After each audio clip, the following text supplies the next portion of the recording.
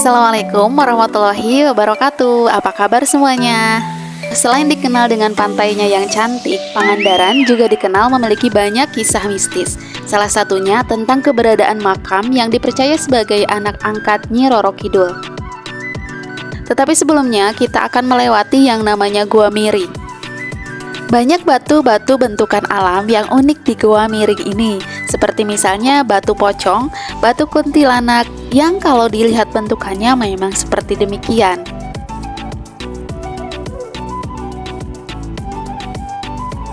Nah, ini adalah sosok batu pocong itu, dan memang kalau dilihat dari bawah ini bentukannya seperti pocong.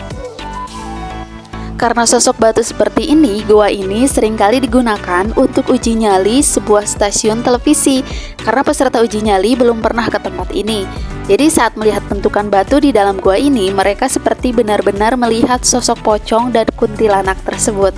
Jadinya peserta banyak yang gagal karena ketakutan. Gimana, kamu berani nggak uji nyali di gua ini? Selain batu pocong, di sini juga menariknya ada batu kuntilanak, batu angle, atau batu bidadari, serta batu tulang tengkorak. Ada juga batu yang bentuknya mirip seorang ibu yang sedang menggendong seorang anak kecil. Tetapi meskipun banyak wisatawan yang memadati pantai barat dan pantai timur Pangandaran, yang datang ke cagar alam Pangandaran ini sangat sedikit sekali. Padahal pemandangan alamnya tidak kalah bagus loh. Banyak pohon-pohon rindang dan tinggi sehingga udaranya jadi segar. Bahkan saat cuaca di Pangandaran sangat panas, di sini bisa memberikan udara yang sangat sejuk. Pangandaran sendiri memiliki belasan gua menyertai indahnya pantai Pangandaran. Kekayaan alamnya berupa lubang tanah di setiap kaki bukit sangat layak sekali dijadikan sebagai objek wisata, baik wisata alam, wisata sejarah, maupun studi wisata. Di Taman Wisata dan Cagar Alam Pangandaran saja, setidaknya ada 7 gua yang layak dijadikan sebagai objek wisata bagi kamu yang suka dengan wisata alam Pangandaran. Gua-gua ini juga menyuguhkan panorama alam yang menakjubkan, bahkan memiliki cerita dan sejarah sendiri. Selain aneka pohon yang sudah berusia tua, dalam Taman Cagar Alam Pangandaran bisa dilihat tingkah pola ratusan monyet. Wisatawan bisa bercengkrama dengan binatang tersebut asal berbekal kacang. Sesekali juga bisa dilihat kemunculan biawak, atau kalau ingin lebih seru, coba susuri goa yang ada di Pangandaran yang bernama Gua Parat. Di sana tidak hanya menjumpai hewan landak yang sudah jinak dan kelelawar yang bergelantungan, tetapi juga wisatawan bisa menikmati keunikan-keunikan alam di sana. Bebatuan di dalam guanya, baik yang stalaktit maupun yang stalagmit, banyak yang menyerupai bentuk hewan, organ tubuh manusia, dan benda-benda lainnya. Berdasarkan berbagai literatur yang ada bahwa goa adalah suatu bentukan alam yang umumnya terjadi akibat adanya suatu proses alam yang melubangi batuan. Bisa berbentuk suatu lorong yang panjang, gelap, dan berkelok-kelok, tetapi dapat pula sebagai suatu ceruk dalam. Setelah menembus Gua Miring ini, kita langsung menuju Gua Panggung. Gua Panggung ini berada di pinggir pantai. Gua Panggung juga merupakan salah satu wisata yang ada di Cagar Alam Pangandaran. Kebetulan, ketika kita ke sana bertemu dengan turis dari negara Jerman yang mau melihat-lihat gua ini juga loh. Orang luar pun mau ke sini. Kalian udah ke sini belum? Kita sudah sampai di Gua Panggung. Gua ini merupakan gua yang menarik untuk kita telusuri. Meskipun kebenaran ceritanya tidak bisa dipastikan, tetapi keberadaan gua dengan petilasan keramat ini menjadi daya tarik tersendiri bagi para wisatawan, terutama jika dihubungkan dengan kisah Nyi Roro Kidul. Nyi Roro Kidul sendiri identik dengan mitos yang ada di setiap mitos-mitos lautan, karena konon beliau adalah penguasa lautan.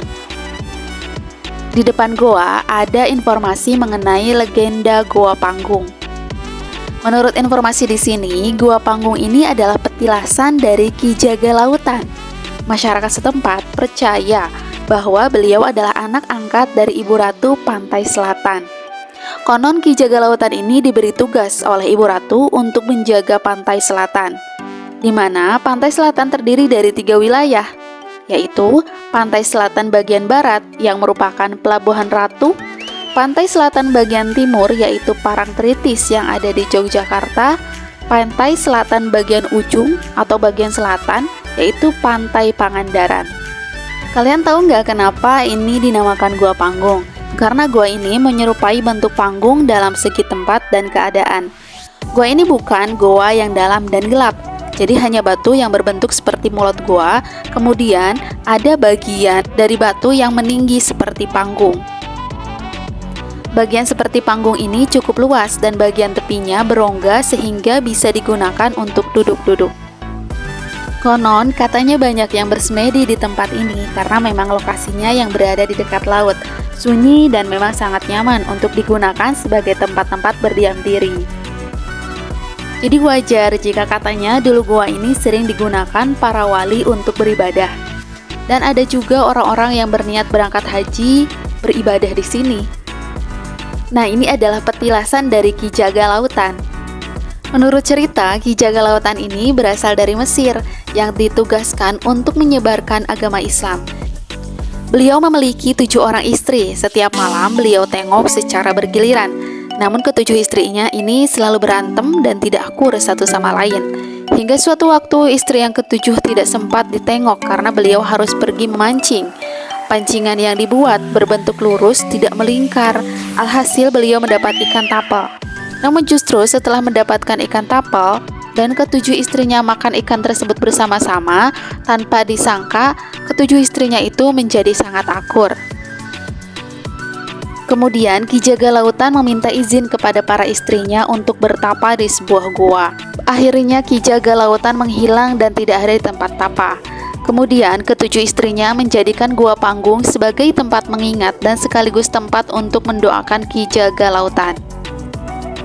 Gua-gua di Pangandaran ini menjadi saksi bisu tempat disebarnya agama Islam di Pangandaran. Jadi selain kisah-kisah mistis yang bisa kita dapatkan dari gua-gua ini, kita juga bisa sedikit menyimpulkan bahwa gua ini adalah saksi bisu disebarkannya agama Islam di Pangandaran. Jadi wajar jika banyak umat Islam datang ke sini untuk mendengar kisah sejarah dari gua-gua ini, meskipun kebanyakan hanya untuk berwisata saja. Gimana, tertarik nggak buat datang ke gua-gua di Pangandaran? Segitu dulu ya cerita kita di Pangandaran. Jangan lupa untuk terus nonton video kita karena kita punya cerita yang lebih seru lagi. Wassalamualaikum warahmatullahi wabarakatuh.